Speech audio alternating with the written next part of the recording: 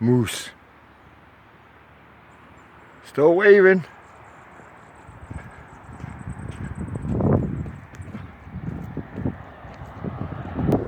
Oh, look. The mallard wants to cross the road. We're gonna help him.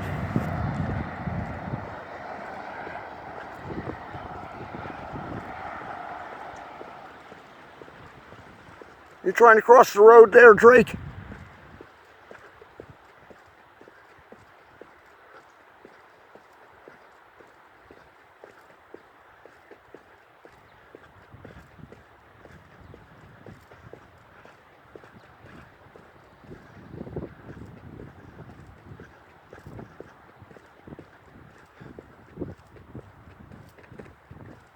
He can fly.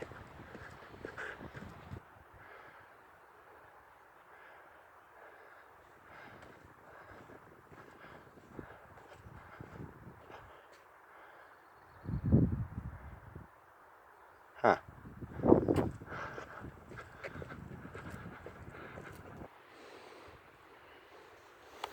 Look what I found. Huh? I could use one of those. But I'm not going to keep it. You know what I'm going to do with it? Oh, there's that duck again. What I'm going to do with it is I'm going to put it right on top of this mailbox so that whoever lost it can retrieve it. What are you doing? What are you doing, Mallard? You gonna walk with me? Yeah? You wanna walk with me?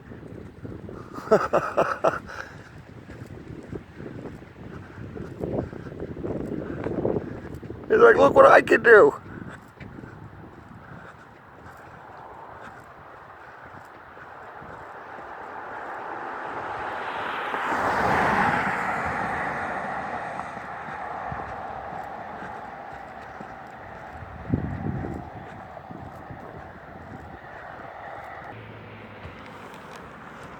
Or a bumblebee. The bumblebee got hit by a car. I hate death.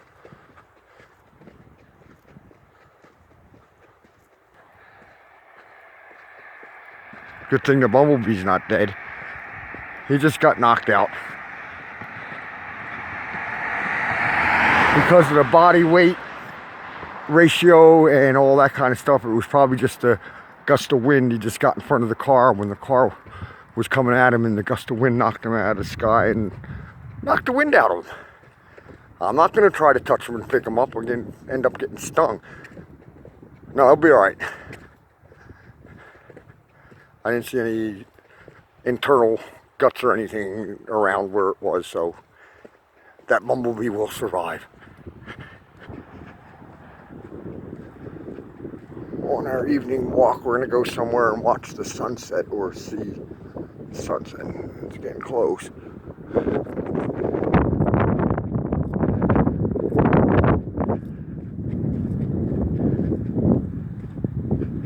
Boy, I sure do miss my girl and my children.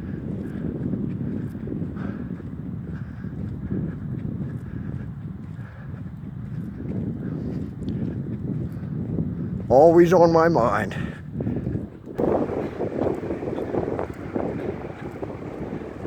Hey, I have an interesting question. Do you think two people could be in the same place, or two people could see the same thing, or two people could experience the same thing, right? And for one person it's heaven, and for another person it's hell? Do you think it all depends on your point of view? Like, do you think that for some people heaven will be like hell because they hate God so much? Think about that. If everybody goes to heaven because God didn't create hell for no mankind, right? Then hell is a state of mind or a condition of being that views something that's good as bad.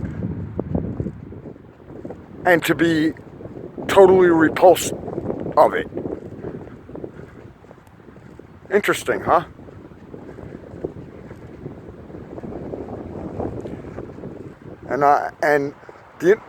I would like at this time to say that please understand that the ancient writings by the prophets and by the kings and by wise men were written mostly in poetic language.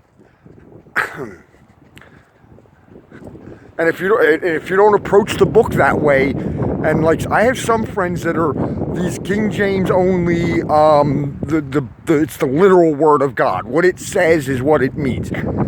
So they literally believe in like a dragon with 10 heads and 7 horns or whatever in Revelation. I mean, I don't want to, get too deep in it, but you see what I'm saying? That's poetic language. It's symbolic. It's a way to hide something from those that it's being told about without them seeing that it's them that's being talked about. If you knew, you knew. And if you didn't, it was freaking weird. It was meant to be that way. It's poetic. Creation story is the same way. It is Hebraic, poetic storytelling and folk storytelling. And it uses a lot of metaphors, and it uses a lot of, because it was told to children, it had to be told in such a way where when they got older, they would understand what was being told when they were little children. But they know the story like a little child would know the story. Like a little child knows Little Red Riding Hood story, or Snow White story, or, Pinocchio, or Dumbo.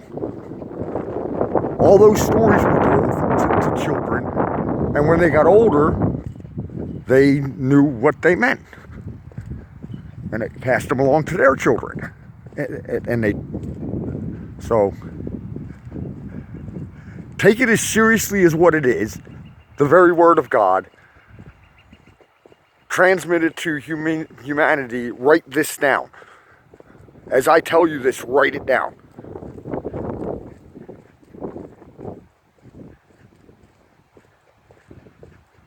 But don't make too much out of it. It's poetry. It's music. It's storytelling. It's history. Some of it is serious history, and archaeology, and people studying, cultures find out that, wow, that's like pretty accurate history. Like, why did they doubt that? Is my question. So yeah, it's the best book ever written. It's actually a combination of 66 books. And there are, all you gotta do is walk into a religious bookstore, and you can see there are thousands of books that will talk about one book. Isn't that amazing? You have the option to buy thousands of books that try to tell you and explain to you what one book says. When wouldn't it be just better to understand the history of that book, understand the culture which brought it to you, and then read the book itself? And when you learn all that stuff, and you don't get all confused with what, it'll open up like a flower to you. You'll be like, well, this is the greatest book I ever read. Because then you'll understand. It is the Word of God. In the beginning was the Word. It is the mind and the heart of God, written down in proxy by fallible human beings.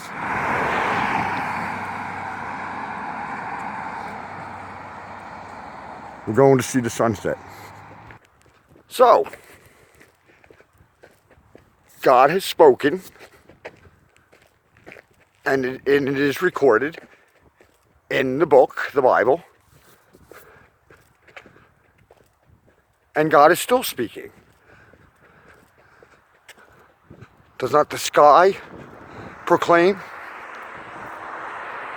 Does not creation proclaim the majesty of its creator?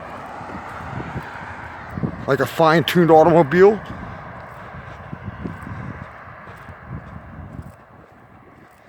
Right? I mean, that automobile driving right there, somebody made it. It didn't just poof, poof, and appear. See this? Glorious creation? It didn't just happen. Somebody designed it and made it. That's God. So, even if he never speaks to you, he speaks to me everywhere. He speaks to me in the birds, in the sky, in the trees. For what can be known about God is made plain to them and to me in the very things that were created. His majesty, his awesomeness, his omnipotence. The universe is infinite, meaning there is no end to it. It goes on and on and on. That testifies to God's omniscience, not his omniscience, his everlasting eternal nature. The wind actually is what is a testimony to his omnipotence. The wind is everywhere at once, touching everything. Isn't it? Air is everywhere, touching everything at once, simultaneously. That's why he's called the Holy Ruach, the Holy Wind, the breath.